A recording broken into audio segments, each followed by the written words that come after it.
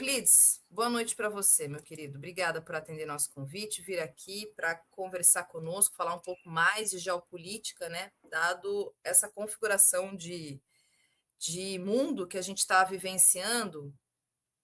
E eu queria começar pela questão da Groenlândia. O Eribaldo, inclusive, já adiantou que você tem um vídeo no seu canal em que você traz o cenário mesmo do porquê, inclusive, dos interesses dos Estados Unidos nessa tentativa aí de anexar o território aos Estados Unidos. E agora a gente tem esse fato de hoje em que tropas de diversos países europeus estão chegando, tropas militares, estão chegando, inclusive a França enviando tropas montanhesas, eu acho que é uma especificidade das Forças Armadas francesas para demarcar um território, digamos. Então, explica para a gente o que tem a Groenlândia exatamente, qual que é a questão da Groenlândia e a razão pela qual, então, esse lugar, esse território de interesse dos Estados Unidos e que agora tem essa resposta desses países europeus em fazer, de alguma forma, um enfrentamento a esse objetivo estadunidense. Boa noite, Thalita. Boa noite, Eri. Boa noite, pessoal. Vocês me ouvem bem? Tá uma chuva do fim do mundo aqui em São Paulo. Então, se der algum problema com a minha internet, vocês dão um salve, que eu mudo aqui para a internet do celular. Boa noite, eu aí, acho a pessoal. internet de São Paulo pior do que a internet de bairro de Recife, Euclides. Não sei se tu sentiu isso. Pelo menos aonde eu moro é pior do que era quando eu morava em Recife. Qualquer chuvinha, a luz cai, a internet fica lenta. Enfim, caos.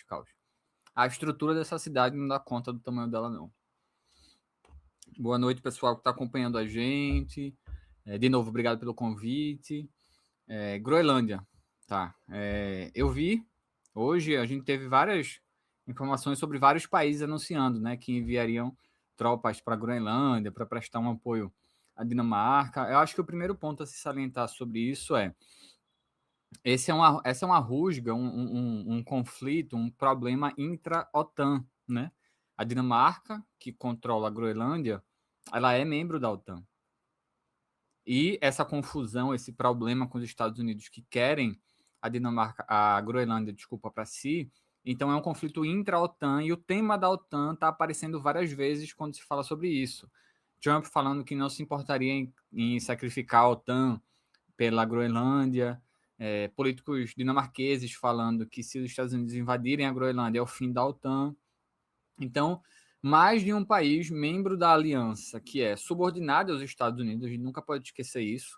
A OTAN, embora ali os políticos europeus adorem fazer aquele jogo de cintura para reivindicar ou fingir alguma soberania, aqui e ali há alguns interesses. A França, por exemplo, algum interesse mais soberano, entrando em choque eventualmente com o interesse dos Estados Unidos, mas a OTAN, no fim e ao cabo, é uma aliança submetida aos Estados Unidos, controlada e financiada pelos Estados Unidos. Esse é um dos problemas que Trump vê na OTAN, né? Ele se incomoda com o fato de que os Estados Unidos gastem tanto com a, entre aspas, segurança europeia, com a estrutura de segurança europeia, que é também, para os Estados Unidos, uma estrutura de controle da Europa, né? Então, meio que Trump quer que a Europa custeie sua própria estrutura de subordinação dos Estados Unidos. Então, esse é o grande trunfo para a gente. O grande interesse de todo o resto do mundo é que esse tema da Groenlândia sirva para aumentar essa rusga intra-OTAN dentro ali dos países submetidos ao imperialismo e os façam brigar um pouco, né? Porque assim, e aí entra a minha opinião sobre isso. Essas tropas que estão sendo enviadas à Groenlândia são numericamente pequenas. São poucas tropas, pouquíssimas. Alguns países estão enviando tropas que não chegam a 10 soldados. Cumpre mais um papel simbólico e um papel político de demarcação de que, olha, esse interesse dos Estados Unidos em anexar um território que pertence a um aliado europeu, a um aliado da OTAN, ultrapassa todos os limites do que até agora era a humilhação a que a Europa estava submetida. Tenho minhas dúvidas e acredito que não, que nenhum desses países está disposto a ir às vias de fato se os Estados Unidos decidirem anexar a Groenlândia pela força. Acho mais provável que haja outro movimento, mas também não dá para, enfim, descartar isso por absoluto. Acho improvável, porque isso significaria algo muito mais sério que a subordinação da Europa aos Estados Unidos hoje não permite. Mas, ainda assim, do ponto de vista político, é uma demarcação interessante, é uma demarcação importante para a gente observar de perto, porque simboliza e mostra ali alguma tentativa de fazer alguma frente a esse esforço expansionista dos Estados Unidos em relação àquela região, que, em linhas gerais, é muito importante por 3 motivos. O primeiro é o degelo do Ártico, por causa do aquecimento global, está abrindo ainda mais rotas de navegação que já existem lá, mas que eram navegáveis só em determinada parte do ano. Hoje, com o derretimento do gelo, essas rotas estão navegáveis por mais tempo. Essa é a primeira questão. Essas rotas estão abertas por mais tempo, é possível que se abra uma terceira rota. Uma dessas rotas é controlada pela Rússia. Outra dessas rotas fica em águas que são disputadas pelo Canadá e outros países como o próprio Estados Unidos. Há a possibilidade de abrir uma terceira rota e, além disso, o derretimento do gelo também vem trazendo à tona novas reservas de recursos naturais interessantes e importantes, entre eles as tais das terras raras. Estima-se que a Groenlândia tenha muita terra rara por debaixo do gelo. Então, na prática, o aquecimento global, o capitalismo está vendo no aquecimento global uma abertura de uma nova fronteira mineral, uma nova fronteira comercial e etc. E o terceiro ponto é que essa rota é especialmente importante para a China, porque diminui radicalmente o tempo de comércio entre a Ásia e a Europa. Então, esse esforço dos Estados Unidos de querer controlar aquela região em absoluto, porque os Estados Unidos e a OTAN já têm uma base militar na Groenlândia, já tem presença militar, mas para eles isso é pouco, eles querem controlar em absoluto. Nada mais é do que mais um esforço dos Estados Unidos correndo atrás, bastante atrasados, nessa tentativa de conter economicamente a China, que é o grande objetivo dos Estados Unidos hoje. Basta ler aquele documento que eles soltaram recentemente da estratégia de segurança nacional do governo Trump. Então, importantíssima essa ação desses países europeus de querer demarcar contra os Estados Unidos. Importante não porque a gente deva defender a Europa, pelo contrário. Eu acho que nessa briga, a gente tem que ficar do lado da briga. É mais interessante que haja uma confusão ali entre imperialistas dentro desse bloco, ainda que, se chegar às vias de fato, não existem condições de resistir militarmente aos Estados Unidos, a menos que os Estados Unidos, por conta da política, decida não ir até o fim. Então a gente vai observar com mais atenção nos próximos dias, ver qual vai ser o desenrolar dos acontecimentos. De novo, são tropas numericamente quase que irrelevantes do ponto de vista militar. É muito mais uma demarcação política de dizer, olha, caso vocês queiram invadir, anexar a Groenlândia, não são só tropas da Dinamarca que estão aqui. Tem também de todos esses países, e isso vai ser uma ofensa, uma agressão indireta a todos esses países.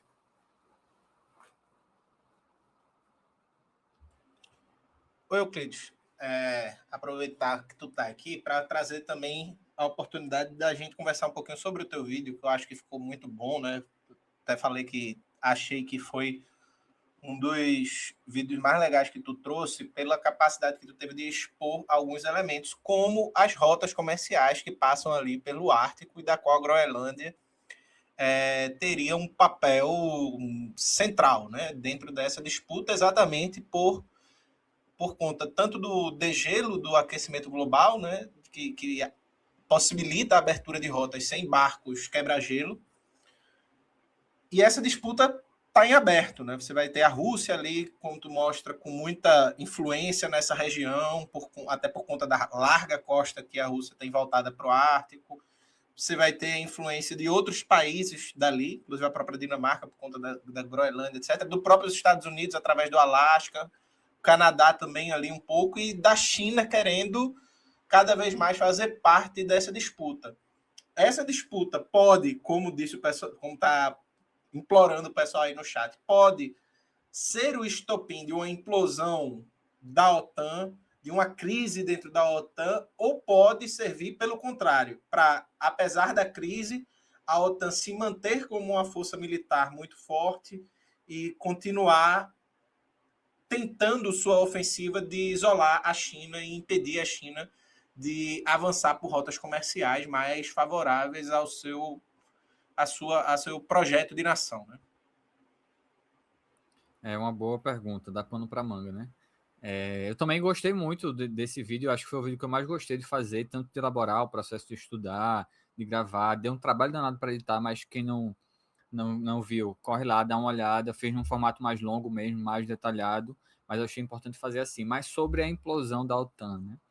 Eu acho que tende a acirrar a contradição entre o mínimo esforço soberano da Europa, que é muito pouco, das classes dirigentes da Europa. A burguesia europeia aceitou se submeter aos Estados Unidos e toda a burocracia ali, a, entre aspas, classe política, porque político não é classe, né? Mas ali é todo esse extrato burocrático da administração europeia está muito bem obrigado e não consegue fazer nenhum esforço, exceto ali na França, ali na Alemanha, tem umas sinalizações de tentar bater de frente com os Estados Unidos. Mas o que é que eu acho, em resumo?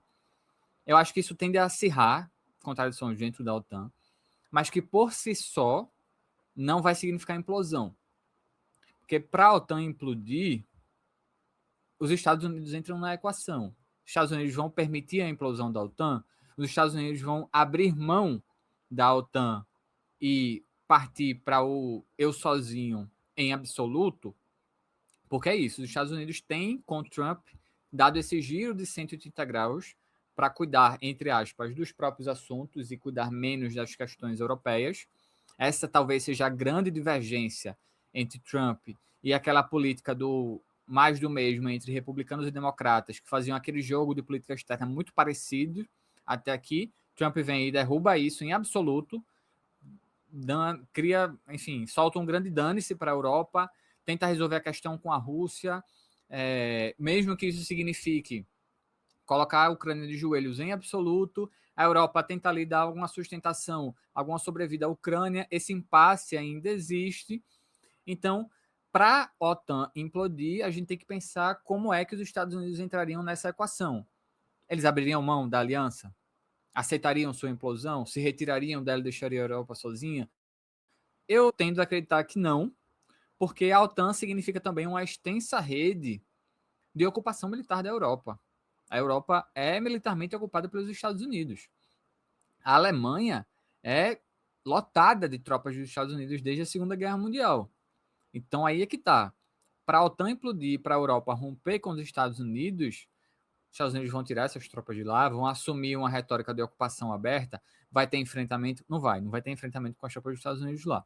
Mas, não sei se vocês chegaram a ver, algumas pessoas repostaram isso no Twitter e tal, o perfil da OTAN no Twitter, há uns dois dias atrás, e é engraçado, a gente vai acompanhando as coisas, o século XXI a gente vai acompanhando tudo ao vivo pelo Twitter, com os governos, as alianças fazendo postagens e soltando as indiretas no Twitter. Isso é engraçado. Porque o perfil da OTAN postou a foto de um navio da OTAN no Ártico com a legenda que era tipo: a OTAN está redobrando sua presença no Ártico para defender os interesses da aliança nessa região estratégica, etc. Talvez pela primeira vez na história, uma postagem da aliança não foi uma indireta para a Rússia ou para a China. Foi uma indireta para os Estados Unidos, né? Então fica claro que estão esticando a corda.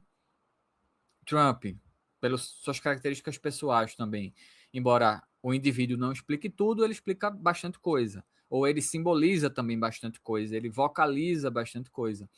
E Trump, pelo seu perfil mais impaciente, de não aceitar muita afronta, provavelmente deve ter visto aquilo lá e ter ficado pé da vida.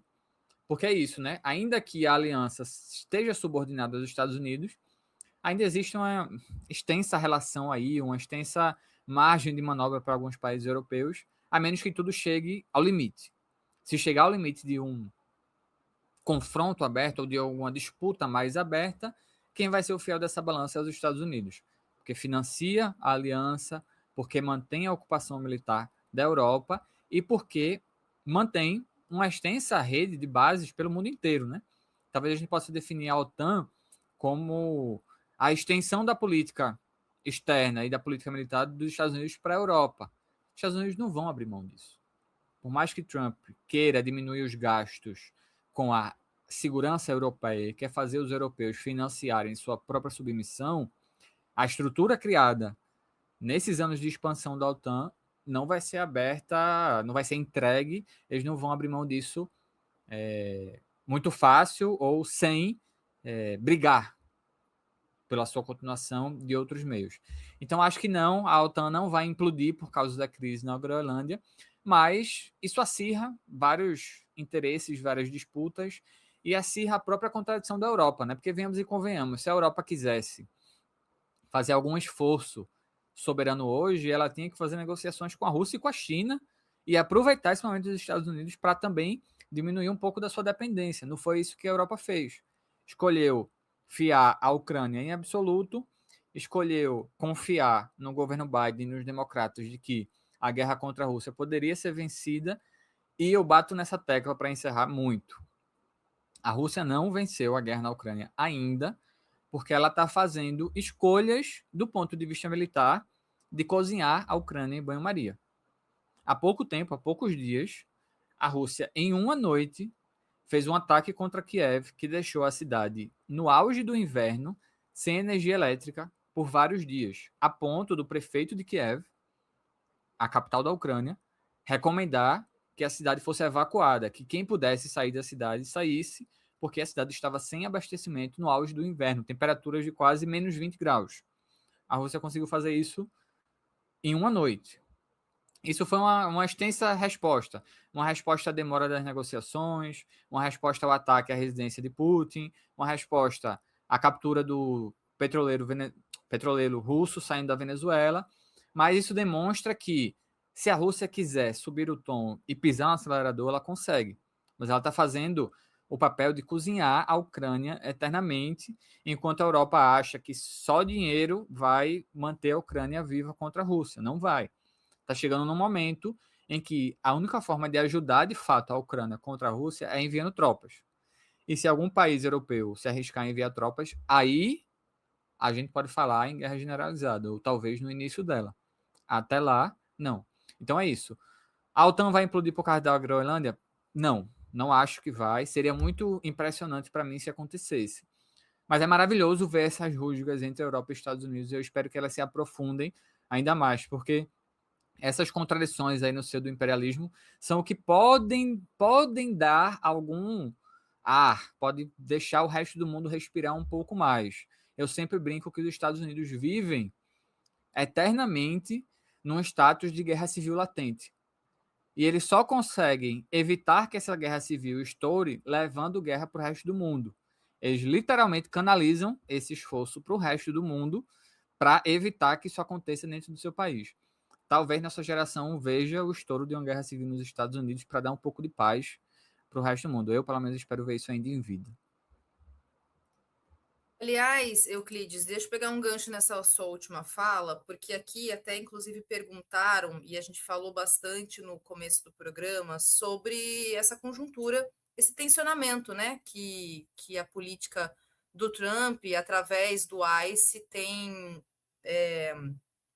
espalhado em diversas regiões nos Estados Unidos. E teve uma pessoa aqui no chat que até perguntou se os Estados Unidos caminha para uma possível guerra civil. Eu sei que é difícil a gente cravar isso, né? Vai ter, não vai ter, porque, enfim, são muitos os elementos para a gente tentar entender se vai eclodir ou não numa guerra. Mas qual que é a sua avaliação, primeiro, sobre o que a gente está acompanhando e vendo nos Estados Unidos, e se há, de fato, uma possibilidade de, sim, haver um conflito mais generalizado, como uma guerra civil?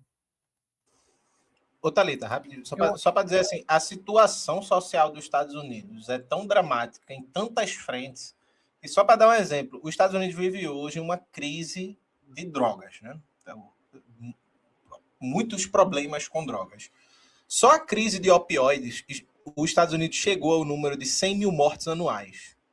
100 mil mortes anuais somente pelo uso de opioides. E isso, assim, se estende para outros problemas também. Eu, inclusive, assisti um documentário que mostra uma dessas crises de fármacos que começam a ser usados como drogas e matou 45 mil, etc. Coisa que vem sendo comum nos Estados Unidos e cada vez mais dramático, né? Assim, eu acho que, é como eu falei, eu acho que os Estados Unidos vivem esse clima de uma permanente guerra civil latente. Se ela vai estourar agora, não dá para cravar. Eu acho difícil que ela estoure, a menos que algo grande aconteça que seja para ela. Mas é incrível como aquele país, assim, acho que a gente tem que revisitar, eu estou tentando fazer isso, já faz umas 3 semanas elaborando um vídeo sobre a doutrina Monroe, e aí eu fico abrindo várias frentes, abrindo várias portas e janelas e vendo outros episódios da história dos Estados Unidos, tentando linkar uma coisa com a outra, mas quando você vai olhar a história da conformação dos Estados Unidos, eles demoram para ser um país de fato. O início dos Estados Unidos, aquela que eles chamavam de União, é como se fosse uma espécie de confederação, de federação de várias pequenas nações. Cada uma das 13 colônias era uma espécie de pequenas nações entre si. O processo de construção da identidade nacional dos Estados Unidos, ela se consolida ali no final do século XIX, nos 1800 e pouco, principalmente graças à construção de extensas redes de ferrovias, etc., que permite o país encontrar-se entre si, pessoas circularem mais, terem mais contato cultural, político, etc. Mas toda a história dos Estados Unidos e a história política desse país... Tá sem som? Vocês estão me ouvindo? Alguém colocou aqui no chat que estava sem som. Não, tá, eu tô ouvindo, tá? Beleza. Toda a construção da história política desse país faz com que haja, e isso é impressionante, e quem coloca esse país como referência ou não faz a mínima ideia do que está falando, ou é um canalha, porque faz com que cada mini-estado ou cada estado também funcione na política prática com um nível de soberania entre si que é impressionante. Por exemplo, Trump fez do ICE aí uma polícia política. Trump injetou dinheiro nessa polícia, colocou dinheiro como absoluto e garantiu a lealdade deles assim. Fez do recrutamento para essa polícia um processo ideológico também. Você que é da minha base, venha para o ICE.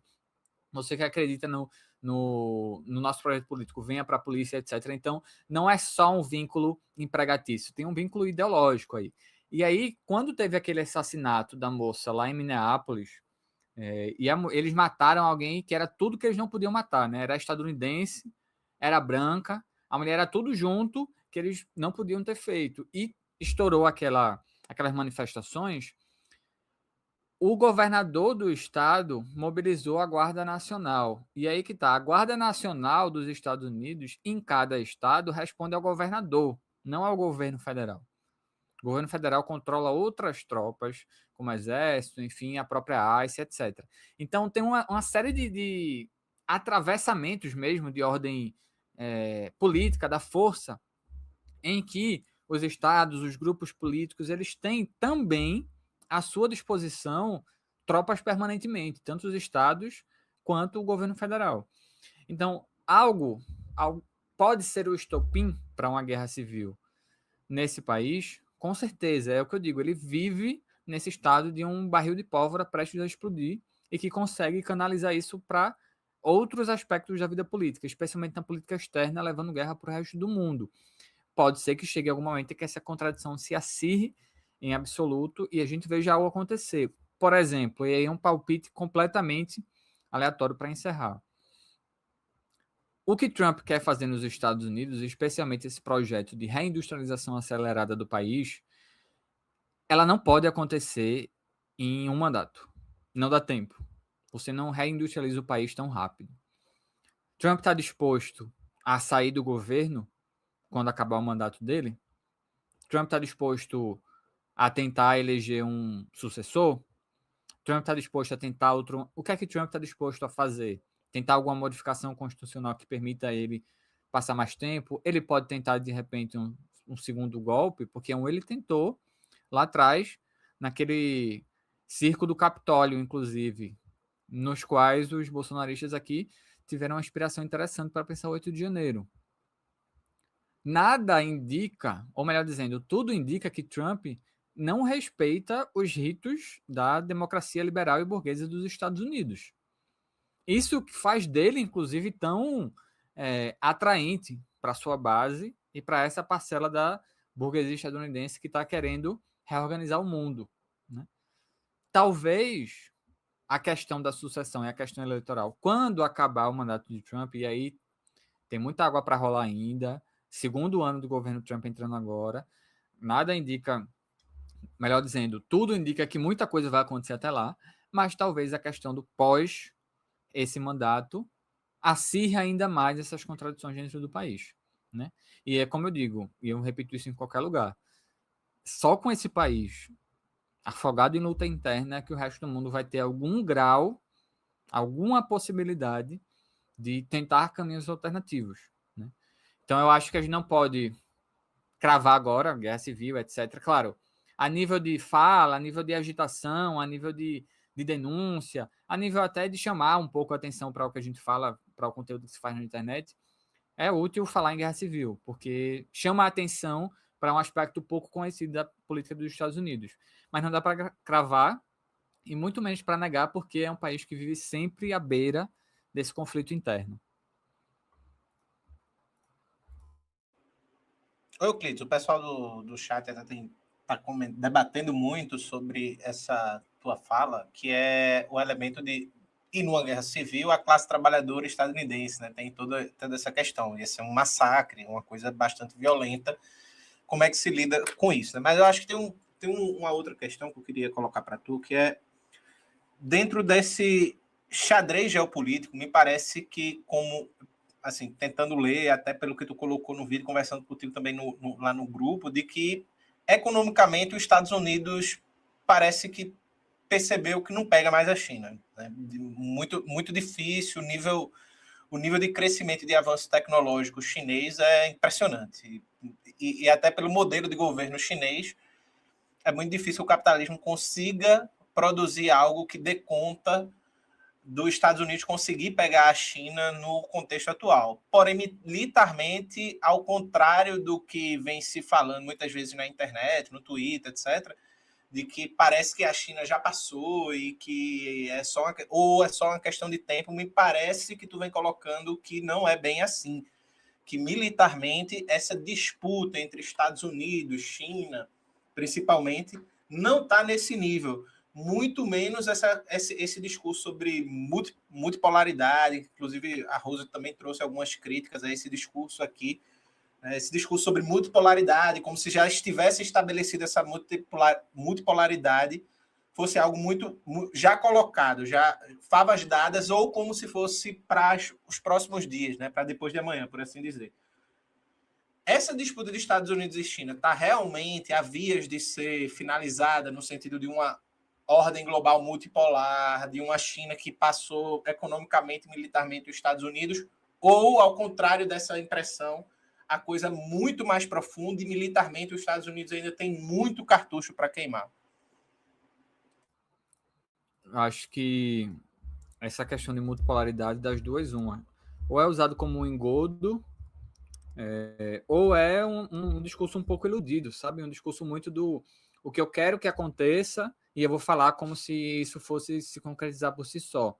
Porque vejam, pessoal, a única coisa que reorganiza a ordem mundial, ainda mais no nível de desenvolvimento capitalista que a gente vive hoje, a única coisa que derruba uma ordem mundial é uma guerra de grandes proporções. O que mudou a ordem mundial pré-Primeira Guerra Mundial foi a Primeira Guerra Mundial, que reorganizou todo o xadrez entre as potências e redividiu o mundo com a primeira grande guerra imperialista, que foi a Primeira Guerra Mundial. A Segunda Guerra Mundial representa, por parte da Alemanha, uma tentativa de mudar isso. A Alemanha sai destruída da Primeira Guerra, pagando pela guerra, humilhada, enfim, colocado uma série de limitações ao seu desenvolvimento. O nazismo se aproveita disso e tenta, através da Segunda Guerra Mundial, repartilhar o mundo. Inicialmente, Hitler invade a Europa. A segunda frente, a frente oriental, é aberta depois. Então, assim, era uma disputa ali também interimperialista entre a Alemanha e Inglaterra, principalmente, né? Então, o que é que mudou o cenário pós-Primeira Guerra? Foi a Segunda Guerra, que consolidou a derrota da Alemanha e aí botou a Alemanha de joelhos de novo. A Guerra Fria, a construção do bloco socialista, representou a tentativa ali de criação de uma espécie de ordem alternativa. Essa ordem ela foi modificada sem ir às vias de fato. A Guerra Fria não se transformou numa guerra generalizada, mas essa ordem se modificou com a queda da União Soviética e a vitória, pelo menos naquele momento, em contexto dos Estados Unidos. Essa ordem está mudando e está sendo cada vez mais questionada? Sim. A ascensão da China colocou essa ordem em risco econômico, pelo menos. É o que os Estados Unidos perceberam agora. Do ponto de vista militar, gente, a China não é uma potência global. A China é uma potência regional que vem se preparando para defender o seu território, para se defender no momento em que a disputa com os Estados Unidos chegarem às vias de fato. Mas, vejam, hoje a China tem a maior marinha do mundo, numericamente falando, apenas em números de embarcações. Isso não significa a marinha mais poderosa do mundo. Continua sendo os Estados Unidos, que possuem a maior quantidade de porta-aviões do mundo, que tem capacidade de projetar o poder pelo mundo inteiro, que tem uma extensa rede de bases pelo mundo inteiro, porque uma base militar também é isso, é a possibilidade de sair um avião da Europa e vai para o Oriente Médio e se abastece e consegue ir para não sei aonde, consegue ir para não sei aonde, para não sei aonde. A China nem a Rússia tem essa capacidade de projeção. A China vem fazendo esforços de construção de cada vez mais porta-aviões. Mas para o que a China está se preparando? E eu dei uma palhinha sobre isso no vídeo da Groenlândia. Para mim, o que me parece é que a grande estratégia dos Estados Unidos para a China a médio prazo é fazer contra a China um bloqueio naval, como está fazendo contra a Venezuela. Só que nesse caso é levado à enésima potência. A marinha, os mares, os oceanos e o bloqueio naval são as estratégias favoritas dos Estados Unidos desde sempre. A China não vai ser necessariamente invadida, não é assim. Mas e no momento que os Estados Unidos perceberem que a única forma de conter a China é pela força e decidir fazer um bloqueio naval de média distância, por exemplo. É para isso que a China está se preparando, né? E eu acho que a gente tem que ter muito, muito, muito cuidado com esse papo de multipolaridade, porque é útil, importante e ótimo que os Estados Unidos estejam tendo sua unipolaridade questionada e precise dar esses 2 passos atrás, sim. Mas vamos levar ao limite essa lógica de multipolaridade. Significa que, se em algum momento ela se estabelecer, o mundo vai ser dividido em polos de influência de cada potência. Vocês acham que o Brasil está onde? Que o Brasil é uma potência que vai ter um polo próprio? O Brasil está no polo dos Estados Unidos, nessa lógica de multipolaridade. O Brasil está na área de influência dos Estados Unidos. Então, cuidado até ao desejar uma multipolaridade. Tá claro, a ordem unipolar não é interessante, não é boa, e é ótimo que isso esteja sendo questionado e essas contradições estejam se acirrando, embora crie novos perigos. Mas, dentro do capitalismo, essa reorganização, que muita gente parece querer por si só, vai reforçar a nossa dependência dos Estados Unidos, a nossa dependência geopolítica, eu falo, nossa dependência militar, nossa dependência em outros aspectos também. E aí está o Brasil nesse toma lá da cá, que está na área de influência dos Estados Unidos, que é esse continente que os Estados Unidos consideram seu, mas, economicamente falando, tem na China seu principal parceiro comercial. E até quando o Brasil vai conseguir fazer esse jogo de cintura, que sempre que interessa deixa de ser jogo de cintura, né? Porque a China enfia dinheiro aqui na burguesia brasileira, no varejo brasileiro, enfia dinheiro no agronegócio. O Brasil acha maravilhoso, a burguesia brasileira se banqueteia, mas, ideologicamente falando, a nossa classe dominante continua sendo total e completamente capaz dos Estados Unidos. Em algum momento essa conta vai chegar. Então, assim, a multipolaridade não está atrás da porta. Para ela acontecer, ou para essa ordem ser reorganizada, é preciso de um conflito. A menos que amanhã o Partido Comunista Chinês caia do poder e aconteça o que aconteceu na União Soviética lá. Um governo liberal privatizando tudo, etc. Aí bota aí mais uns 40, 50, 60 anos de dominação estadunidense. Isso não parece que vai acontecer, isso não vai acontecer. Então a tendência é que isso vá se acirrando. A China interessa mais prorrogar e evitar esse conflito o máximo possível, e é por isso que a China não se mete em canto nenhum do mundo, senão vocalmente, diplomaticamente, mas do ponto de vista do enfrentamento mais incisivo, a China não tem interesse, nem vai fazer. Não fez com Maduro, não fez com Gaza, não fez com absolutamente nada, porque a China está numa linha muito de fazer o seu e se preparar para o momento que vai haver algum enfrentamento, que na minha visão vai acontecer, a gente só não sabe quando. Então, muito cuidado para a gente não repetir isso de multipolaridade ou variações, muito mais como se a gente estivesse só vocalizando uma vontade e falar como se ela viesse amanhã, né? Passou um pouquinho agora, mas alguns meses atrás, principalmente com a questão do BRICS, parecia que o dólar deixou de ser moeda global. Parecia que o dólar deixou de ser o grande lastro da economia mundial, ou que amanhã haveria uma desdolarização. Não vai ser assim. Então a gente precisa ter muito cuidado, observar, torcer e agitar as nossas bandeiras nesse caso, e aí muito mais do que torcer e fazer avaliação. O papel da organização política, da tentativa de construção de alternativas internas, de fortalecimento do nosso campo, num esforço de mostrar que, para a classe trabalhadora do Brasil e do mundo, dos diversos países do mundo, não é só multipolaridade que vai resolver nada. Se torna meio chavão e até meio piegas falar isso, mas a gente nunca pode perder isso de vista. Por mais que a gente seja realista e saiba que não está ali amanhã. Mas só a derrubada do capitalismo vai garantir uma paz a longo prazo no mundo, viu?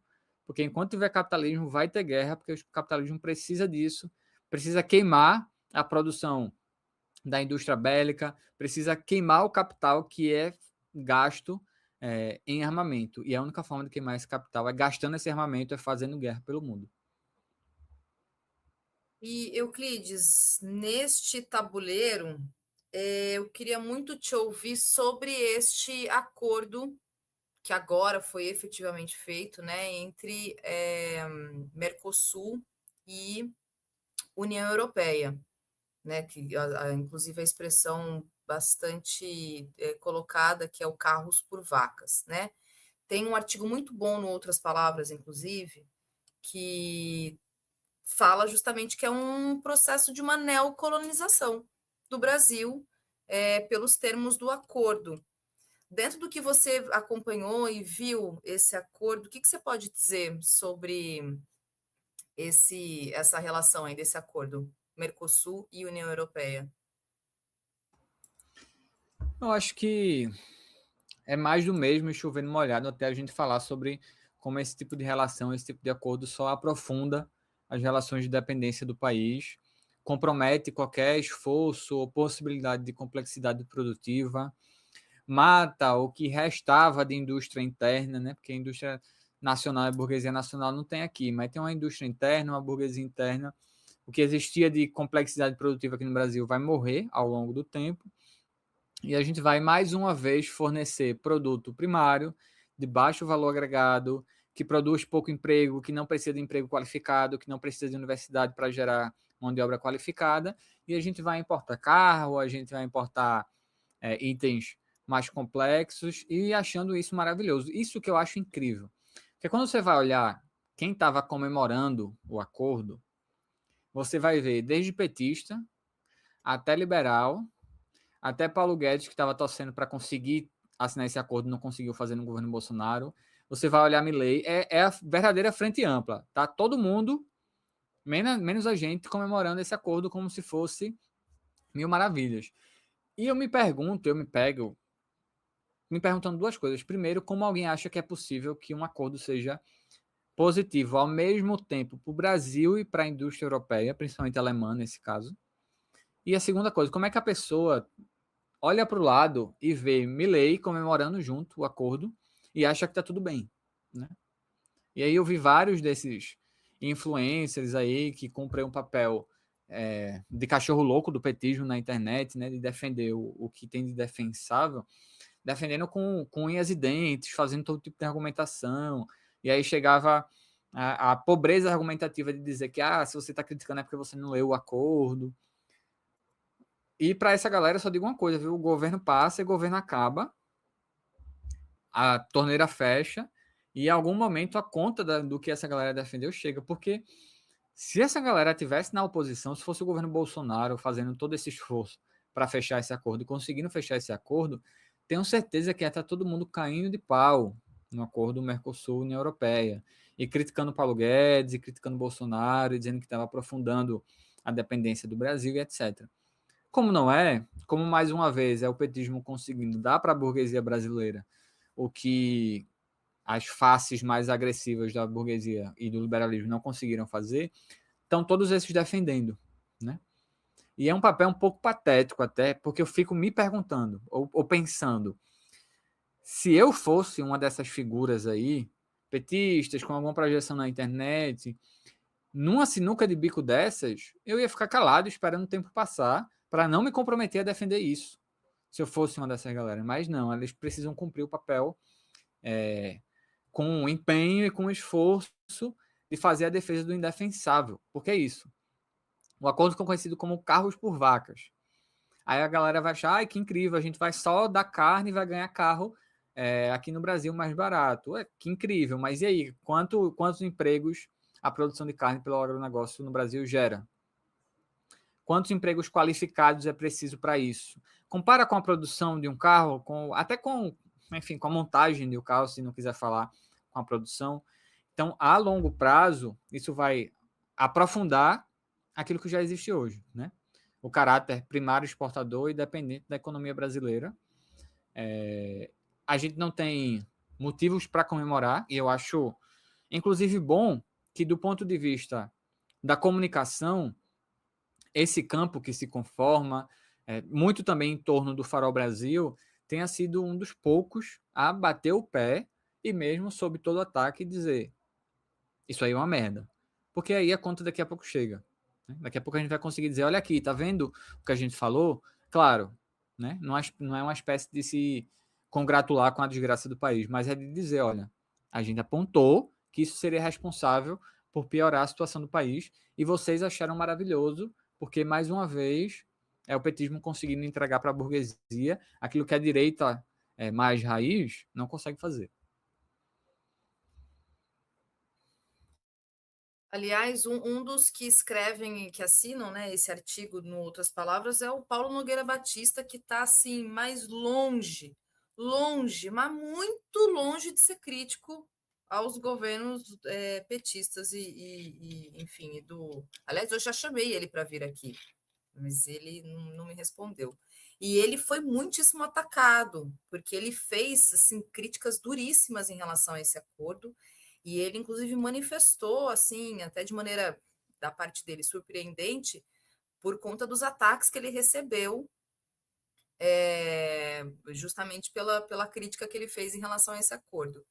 É isso, né? Bem-vindo ao nosso mundo, viu, Paulo Nogueira Batista? Porque é dessa forma aí que a gente é tratado. Tem um argumento que uma pessoa trouxe aqui, ainda falando dessa questão do acordo, Euclides, que diz o seguinte: essa pessoa, vou até colocar na tela, esse Itsushi. O acordo União Europeia serve para o Brasil reduzir a dependência com os Estados Unidos, porque vamos cair na lógica de zona de influência. E os Estados Unidos vão querer que o Brasil comercialize só com eles. Você concorda com esse argumento? Os Estados Unidos não precisam fazer isso agora, né?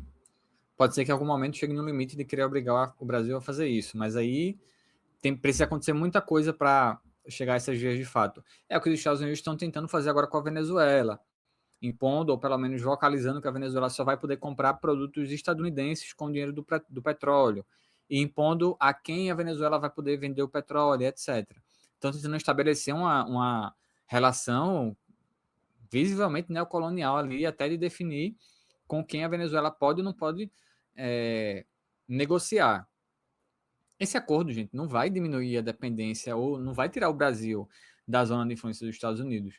Porque hoje o principal parceiro comercial do Brasil é a China. O Brasil não está na zona de influência da China por isso. O Brasil não saiu da zona de influência dos Estados Unidos por isso. Essa relação de zona de influência, essa visão que os Estados Unidos têm da América do Sul e da América Latina como seu território, ela é primordialmente geopolítica, primordialmente militar também. Claro, essas coisas se entrelaçam e os Estados Unidos estão incomodadíssimos com a presença econômica da China na América do Sul, porque isso está fazendo-os perder negócios. Duvido muito que o Brasil vai chegar ao ponto de ter uma relação econômica com a Europa, por exemplo, que abale qualquer, não vou dizer dependência, porque essa discussão está meio torta, porque em algum nível também, estabelecer relações com a Europa pode representar, e aí é o que eu digo, a gente não precisa deixar de estabelecer relações com a Europa, a gente não precisa cortar relações comerciais com a Europa. Seria interessante o Brasil estabelecer relações comerciais ou parcerias, em alguma medida, com a Europa, que pudessem servir para diminuir a dependência em tal ou qual setor? Sim, mas que parceria é essa? Porque essa parceria, como está sendo feita, não vai diminuir dependência nenhuma. Vai estabelecer ou vai aprofundar uma dependência do nosso mercado externo. O que é que a gente vai exportar? Não vai, assim, se o Brasil estivesse estabelecendo com a Europa uma parceria para tentar construir, em alguma medida aqui, um parque industrial de refino das suas terras raras, não vai conseguir fazer isso com a Europa, tem que fazer com a China, mas não vai fazer também. Mas vamos pensar num cenário em que o Brasil está negociando com algum país europeu para construir aqui um parque industrial de refino de terras raras. Seria interessantíssimo se o Brasil conseguisse fazer isso. Porque interessa mais a gente ter esse parque de refino aqui, para que a gente não só tire a terra rara debaixo do solo e exporte, mas a gente refine aqui e escolha para quem exportar. Essa seria uma relação interessante. Mas não é essa a relação que está no acordo Mercosul-União Europeia. Basta ler o acordo para ver o que é que o Brasil vai exportar, o que é que o Brasil vai continuar exportando. Então, só significa mais dinheiro no bolso do agronegócio. Isso é interessantíssimo porque o agronegócio é o setor mais reacionário da burguesia brasileira. E para essas pessoas que defendem isso, não parece contraditório defender os interesses econômicos primordiais do setor mais reacionário da burguesia brasileira, que foi quem estava financiando a rodo o 8 de janeiro, por exemplo. Quem tentou dar um golpe no Brasil não foi toda a burguesia, foi uma parcela dela, a parcela mais reacionária do agro. Essa disputa, Alexandre de Moraes e Bolsonaro e afins, é uma disputa entre a burguesa aí, dos liberais contra os reacionários. Né? Tem uma ala da burguesia brasileira que prefere manter as coisas como estão e esse invólucro aí, esse véu de democracia burguesa. A ala mais reacionária, que é o agronegócio, tentou derrubar isso. E agora está sendo cada vez mais fortalecido e mais numa lógica de que eu nem consigo racionalizar essa lógica, porque do ponto de vista político, para mim não faz sentido nenhum. Como é que você acha que, fortalecendo economicamente o seu inimigo político mais violento, você vai conseguir sair por cima ou vencê-lo? Você acha que vai conquistá-lo, financeiramente falando, que foi o que Lula achou que faria nos primeiros governos com vários, achou que ia conquistar a Globo, achou que ia conquistar as Forças Armadas, achou que ia conquistar um monte de gente dando grana. E só mostrou que eles se fortaleceram e depois deram aquela rasteira. Mas, novamente, a gente está vendo aí um eterno retorno dessa lógica, né? Inclusive, Thalita, você lembra quando a gente estava conversando sobre a pergunta de alguém do chat, né, de se a social-democracia, o social-liberalismo alimentava a extrema-direita? É isso aí.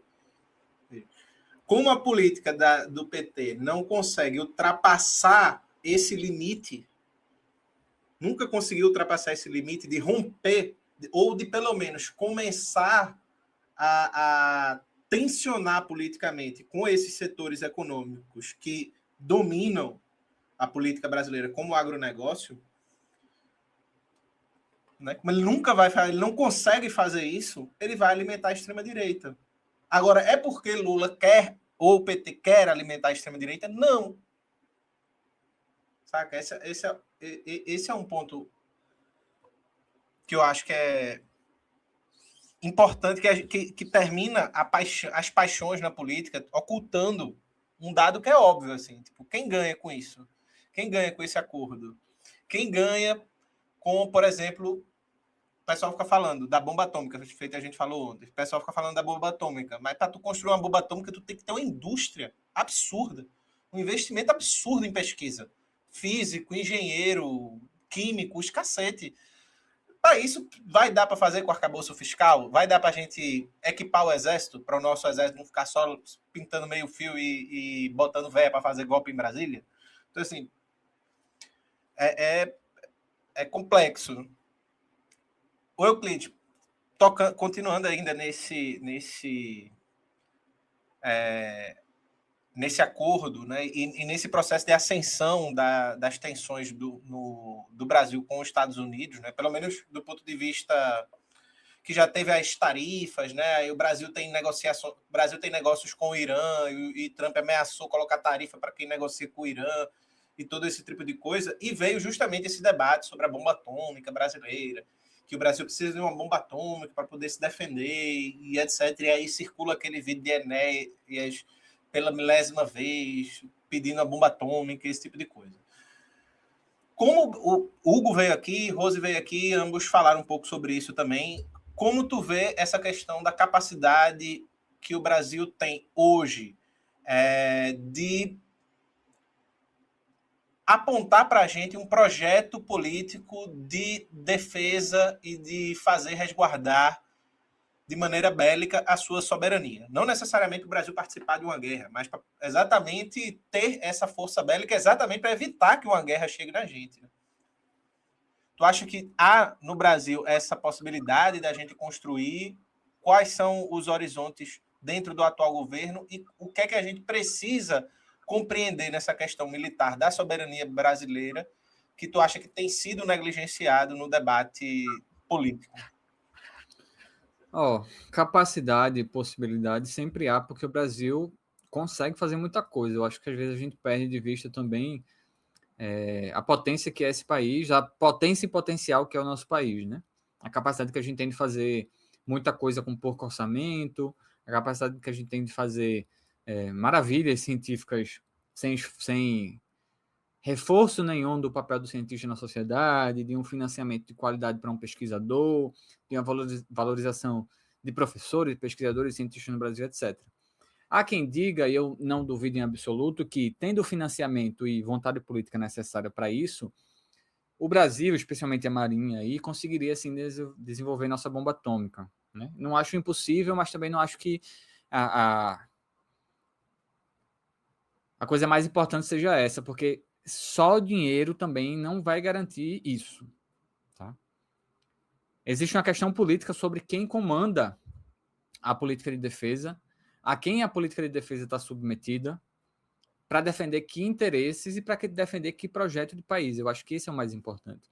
Porque o Brasil precisa, para ontem, mudar a sua política de defesa, rever sua doutrina de defesa, discutir, junto com toda a sociedade, o que é defesa nacional, discutir com toda a sociedade para que serve, a importância e de que forma devem existir forças armadas, qual o papel da sociedade na defesa nacional. Tudo isso são debates em que a gente está atrasadíssimo. Né? A gente está num mundo em ebulição, um mundo cada vez mais conflituoso, e agora alguns de nós estamos pensando, será que não era hora de fazer isso? Então é isso, eu acho que a grande questão é, o Brasil tem potencial, o Brasil poderia fazer muita coisa, o Brasil tem riquezas para bancar isso, o Brasil tem um potencial humano gigantesco, o que a gente consegue fazer do ponto de vista científico sem nada e com um orçamento ridículo, já indica que com orçamento de verdade a gente conseguiria fazer muita coisa, mas de novo a gente volta no chavão anterior. Nesse estado de coisas, nessa ordem, nesse marasmo em que está, não sai. Porque não necessariamente precisa para isso de uma revolução. Embora se ela viesse, a gente conseguiria acelerar bastante mais as coisas, né? Porque a revolução também é isso. É um processo de aceleramento das nossas políticas, do que a gente defende, do que a gente quer fazer e tal. Mas mobilização popular precisaria ser necessário. Conscientização política seria necessário. Esclarecimento, elevação da consciência da população, participação popular, tudo isso teria que vir junto, né? Não necessariamente antes, mas vir junto. Um processo de rediscussão nacional que venha não só do ponto de vista do discurso, mas que venha junto com a mobilização. Porque é essa mobilização que vai servir como elemento de dissuasão para quando a burguesia brasileira quiser preparar uma resposta a isso. Porque qualquer discussão dessa mexe nos interesses básicos da burguesia brasileira. Qualquer discussão sobre um Brasil soberano, militar e economicamente falando, mexe com o interesse primordial da burguesia brasileira, que é de ser só um exportador e um fazendão. Um fazendão não consegue se defender. Vamos lá.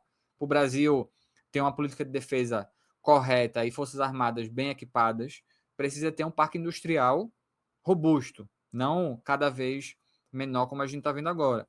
Precisa fazer uma rediscussão também sobre o papel das Forças Armadas na sociedade e qual a relação que a gente quer ter com elas. Tudo isso passa por mexer nos interesses da burguesia brasileira. E quando incomodar a burguesia, o que é que a gente vai ter de volta? O que é que o Brasil vai ter de volta para dizer, não, vocês estão incomodados, mas aí é problema de vocês. Só mobilização popular consegue servir para isso. Até que se abra possibilidades de um acirramento maior. Eu vi os comentários de Rose, eu vi os comentários de Hugo, concordo com os dois e reforço o elemento de que não é só sobre dinheiro, não é só sobre financiamento, não é só sobre dar dinheiro para as Forças Armadas, dar dinheiro para tal ou qual setor, etc. No fim, tudo é política. Né? E dinheiro e poder econômico, a gente vive no capitalismo, o poder econômico garante o poder político. Né? Olha só, tem comentários e perguntas aqui para o Euclides. O Carlos Alberto Ataíde está dizendo: o Euclides é recifense? Eita, vão dominar o planeta.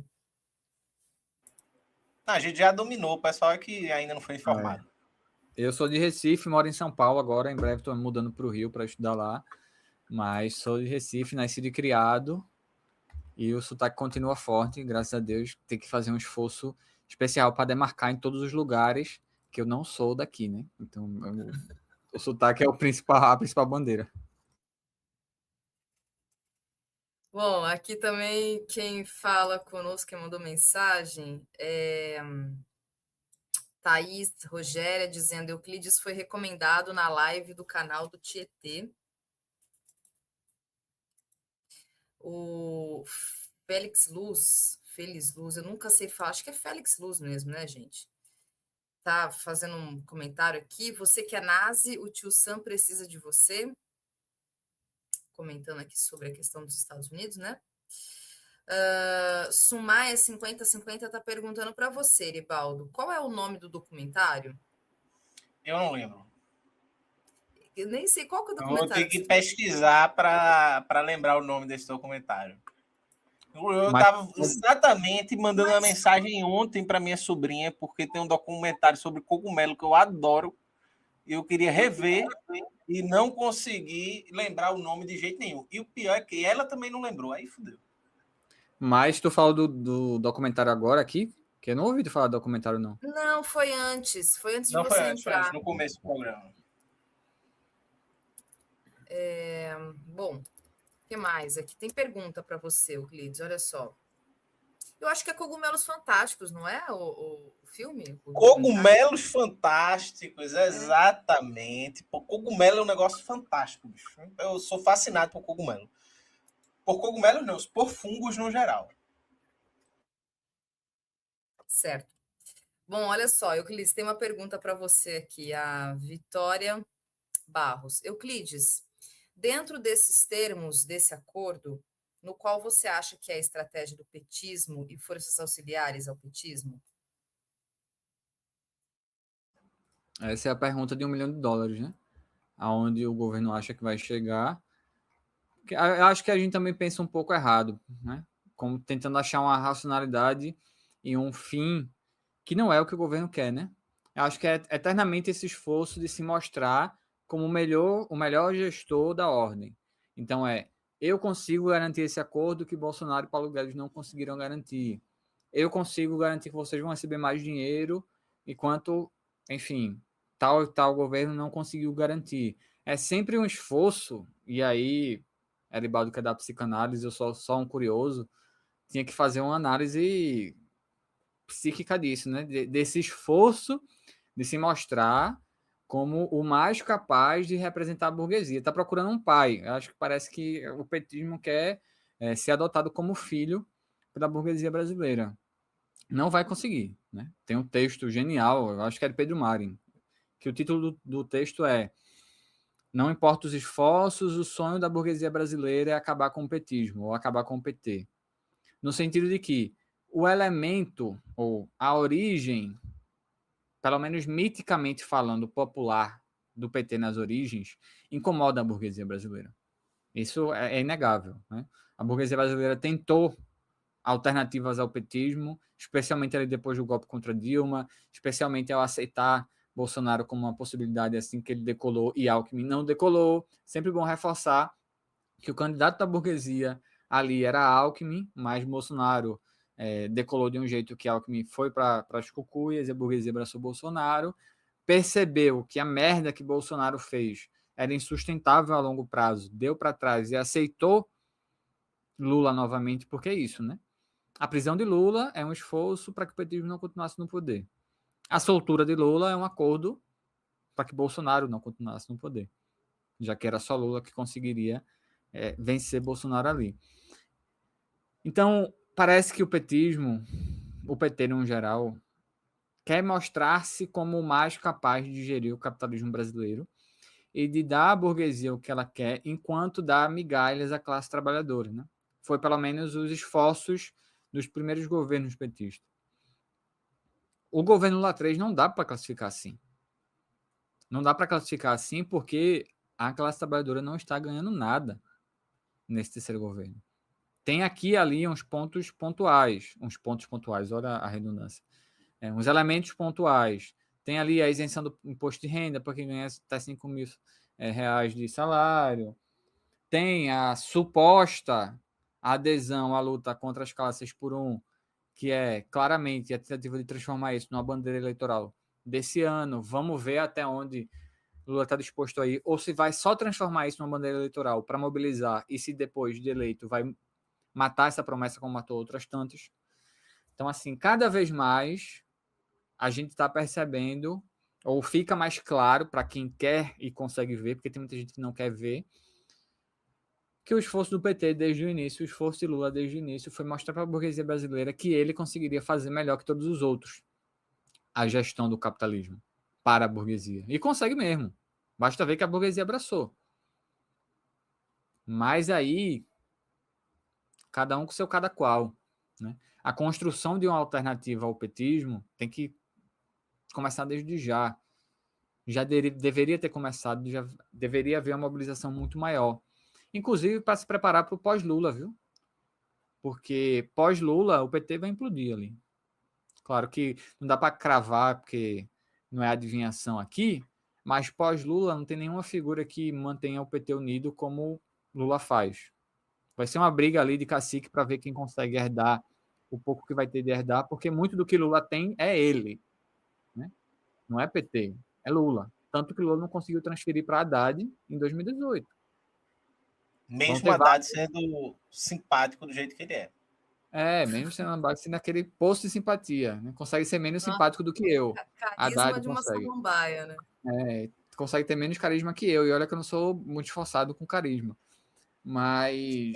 o lulismo ele é maior que o petismo, realmente. Isso, os próprios petistas mais lúcidos, mais racionais, eles afirmam isso. Sabem disso, realmente. Agora, assim, o legado do PT ou o legado do próprio Lula ser o Haddad realmente um liberal o fim da picada, né? da USP, um homem branco, cisgênero, pode me chamar de identitário, então não estou nem aí. Tô nem aí, gente. Aliás, para mim, dentro da conjuntura da esquerda, me chamar de identitária é elogio, tá? Mas é isso. Para mim, gênero da USP paulista, da classe média paulistana. Olha, realmente. Classe média foi elogio. Classe média forte, né? Classe média bem alimentada. Gente, que é isso. Para mim é questão. Se você soltar Lula numa churrasqueira, ele lhe entrega um churrasco. Haddad não. Essa é a questão. Para mim, de base, assim, para começar, para a classe trabalhadora, se tu solta Lula, a classe trabalhadora pode odiar Lula, mas ela olha para Lula e Lula toma uma cachaçinha, toma uma cerveja, faz uma piada que a classe trabalhadora faz. Haddad não, pô. Haddad vai dizer que o dia mais triste da vida dele foi quando ele perdeu o livro de Max Weber fichado. Tem um ponto que eu acho que a gente até não dá devida importância, mas eu lembro que teve uma pesquisa que saiu, não vou lembrar do dado agora, mas que mostrava um percentual interessante de pessoas que votaram em Bolsonaro e votaram em Lula na eleição. E pessoas que em 2018 disseram, vou votar em Bolsonaro porque Lula não tá. Que pode parecer contraditório a primeiro caso, mas quando você vai olhar, tem uma lógica por trás. Então, assim, o PT vai implodir pós-Lula, não tem nenhum representante que vai conseguir herdar o capital político desse partido, e vai abrir-se um tempo relativamente longo, pelo menos a médio prazo, em que a direita vai nadar de braçada, sozinha. Mas aí também vai depender muito do que a gente vai fazer até lá, né? De se vai se construir um campo alternativo com lideranças e representações alternativas, né? Alguns que poderiam representar uma tentativa um pouco mais radical ou mais à esquerda ao petismo, escolheram como estratégia abraçar o petismo nos seus últimos anos. Foi o que Boulos fez. Esse movimento de Boulos nada mais foi do que entrar debaixo da asa do petismo em absoluto, esperando ser adotado como sucessor aí, ou herdar alguma coisa de Lula. Será que vai conseguir? Será que está fazendo algum caminho? Ou será que está só complicando sua biografia, né? Está só colocando no lixo sua biografia. Eu acho que a gente tem do ponto de vista interno no Brasil, a gente vai ter uns anos aí de ressaca grande, né? Anos de desmobilização, anos de despolitização cobram um preço. Mas aí também as condições de luta para os comunistas nunca foram as melhores também, né? Então, não adianta só fazer o diagnóstico, né? Só fazer o diagnóstico que não é bom. Mas também projetar, pensar, sonhar, tentar impor alternativas, apresentar alternativas à população e também impor a nossa política cada vez mais, né? Eu acho que isso é o mais importante, a gente perceber que mobilizar e construir forças é construir capacidade de conseguir impor o que a gente quer. Porque política é isso, política é disputa, política é luta de classes. É isso, Jones Manuel 2030 na cabeça, o povo está comentando aqui. Eu quero jogar PlayStation no Alvorada, só quero dizer isso. Então, para terminar, o MRSA aqui está dizendo que o Euclides tem jeito de Santa Cecília. Eu ia gostar dessa referência, sinceramente. Gratuitamente. Olha, para mim isso é uma ofensa. Para mim isso é uma ofensa. Não sei se o colega aí, MRSA, descreva aí o que é que você acha que me faz parecer, porque aí eu vou no caminho contrário, eu vou mudar. Se for o bigode, eu vou mexer no bigode, vou deixar de outro jeito, mas desenvolva isso aí, porque sem comentários aí também. Tem alguma samambaia na sua casa, Euclides? Não tem samambaia. Não tem samambaia. Piso de taco de madeira? Piso e taco tem. Isso aí eu faço essa autocrítica. Você anda com o boné do MST pelas ruas de São Paulo? Não ando. Ecobag? Não ando. Ecobag não cabe nada. Ecobag não cabe nada. Cigarro de tabaco? Tabaquinho como? assim? Cigarro de tabaco? Isso, não, de bolar assim não, e tal? Não. Então isso aí não é Santa Cecília, gente. Não é. Então não é. Compra vinil em feira? Não precisa comprar vinil, né? Embaixo do braço, assim. Meu pai gosta de vinil, porque é das antigas. Meu pai é das antigas, ele gosta porque ele viveu esse tempo. Aí ele pode. Ele viveu esse tempo, ele curte e tal, mas... Será que é os brincos? Tem uma menina aqui falando que é meus brincos, mas, pô, umas argolas tão bonitas. Enfim, é isso. Disseram aqui, ó. Quero só deixar claro, me posicionar aqui, disseram aqui, ó. Se Eribaldo se candidatar, eu voto nele para presidente. Você tem certeza que vai me querer para presidente? Essa é a pergunta. Pense bem. É assim que o Brasil tá chegando ou não tá chegando, viu? Ô, Euclides, para você, antes de você ir embora, a última coisa que eu queria te ouvir, que eu vi lá na sua conta do X, o seu entusiasmo sobre o que está acontecendo no Roblox. Eu não sei nem falar até agora, eu falei 10 vezes esse nome. Eu queria te ouvir. Eu achei genial. Eu achei genial. Primeiro, deixar claro que eu acho que está correta a política aí de limitação do chat para as crianças que não podem estar batendo papo com estranho em jogo. Talvez a política também fosse impedir que certos adultos estivessem nesses jogos, aí botar um limite de idade mínima para participar, ou máxima, sei lá. Mas as crianças estão revoltadas porque o Roblox tirou o chat, elas estão fazendo vários protestos no jogo, escrevendo umas plaquinhas lá, Tá genial, tá genial. E aí umas plaquinhas com os erros de português bem de criança, de que tá aprendendo a ler agora, aprendendo a escrever agora. O negócio tá... Isso só não pode chegar nos petistas, porque eles vão achar que é junho de 2013 de novo. Eles vão achar que tá à beira de uma revolução colorida no Roblox. Crianças vão apoiar o surgimento de Bolsonaro. Vai trazer a direita de novo. Mas quem não viu, joga no Twitter lá, bota Roblox, é com R, Roblox. Que vocês vão ver as crianças xingando. Aí eu fui ver. Felca tá recebendo xingamento no privado dele das crianças. Aí tinha um print que era: Felca, defende a volta do chat. Eu converso com minha prima pelo Roblox, ela tá com câncer terminal. Felca, você fez isso, agora a gente vai lhe matar. Tipo assim, isso está gerando um conteúdo. Criou-se um nicho, abriu-se uma brecha na internet, que é conteúdo sobre a suspensão do chat do Roblox. Aí eu vi no TikTok, minha namorada me mandou o vídeo, que eu tenho um TikTok, mas eu desinstalei o aplicativo porque eu estava gastando muito tempo nisso. Ela baixou e me mandou o vídeo que era uma criança indo falar com a prima que tinha se formado em Direito, criando um complô ali para processar o Roblox junto com a prima, porque ela queria o chat de volta. O negócio tá incrível, incrível. Quem não viu, procure. Tem gente chamando Felca de Hitler, dizendo que tinha uma faixa de mim esse cálice. Esse aí eu acho que foi alguém mais velho que escreveu lá pelo conteúdo só, mas tá genial, tá incrível. É aquelas crianças entre 14 e 56 anos. Umas crianças com uns 38, por aí. Mas eu acho que tá certo, viu? Não tô defendendo aí, não. Acho que tá certo, porque nesses joguinhos aí tem muita gente que fica atrás das crianças para fazer besteira. É isso aí. Exatamente. Tá bom. Euclides, obrigada mais uma vez de vir aqui conversar conosco. E certamente a gente vai te chamar mais vezes. Tchau, Thalita. Tchau, Eri. Valeu, um abraço. Obrigado pelo convite. Até a próxima. Fico à disposição. Cheiro. Tchau, gente. Valeu. Tchau.